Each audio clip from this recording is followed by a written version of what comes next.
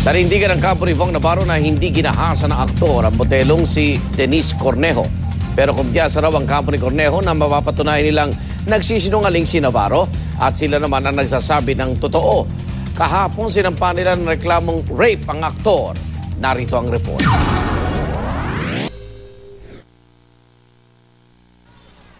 Nakadawit na po dito yung pangalan ko, reputasyon ko po, at ang mga pamilya ko at mga taong mahal ko.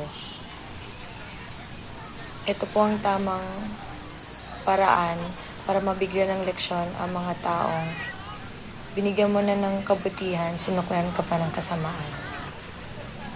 Itinuloy na ng kampo ni Denise Cornejo ang pagsasampa ng kasong rape laban sa aktor at TV host na si Vong Navarro. Sa 10 pahinang affidavit na pinanumpaan ng dalaga, iginiit niyang ginahasa umano siya ni Navarro. Hindi raw ito kontra sa ibinigay niyang salaysay sa pulisya noong gabi ng January 22. Totoo po yun. Yun po ang topic dito. Hindi ko po hinuhusgahan ng pagkatao niya. Hinuhusgahan ko po yung ginawa niya. But as far as we're concerned, we are confident that a crime has been committed against our client. Noong gabi ng January 22, tumawag daw si Navarro pasado alas 8 na dadaan sa kondo niya dahil may dalang pagkain. Binilin pa raw ni Cornejo sa guard na darating ang aktor. Pero tumawag daw si Navarro sa kanya dahil nalimutan ang unit number. Kaya nang pababa na siya, nagulat daw siya nang makitang nasa elevator na ang aktor. Kasama raw niyang pumasok sa kondo niya si Navarro. Umupo ang aktor habang nagpunta naman sa kusina si Cornejo para maghanda ng pagkain. Inalok pa raw niya ng inumin si Navarro pero sinabi nitong okay lang ako.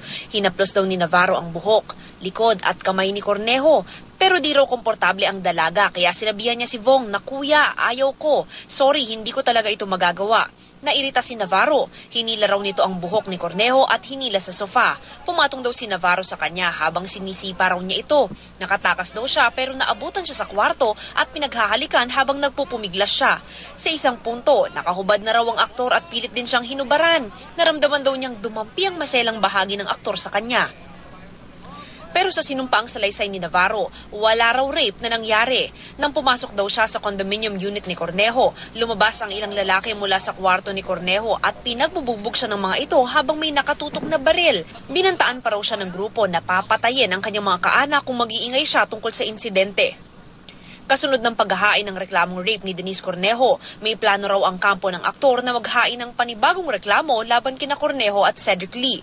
Bukod pa ito sa patong-patong na reklamong inihain kahapon ng NBI sa Department of Justice.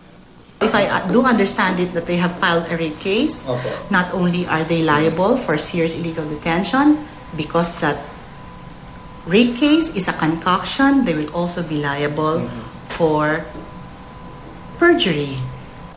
Aminado si Cornejo na mahirap ang pinagdadaanan niya ngayon. Ipinagpapasa Diyos na lang daw niya ang lahat.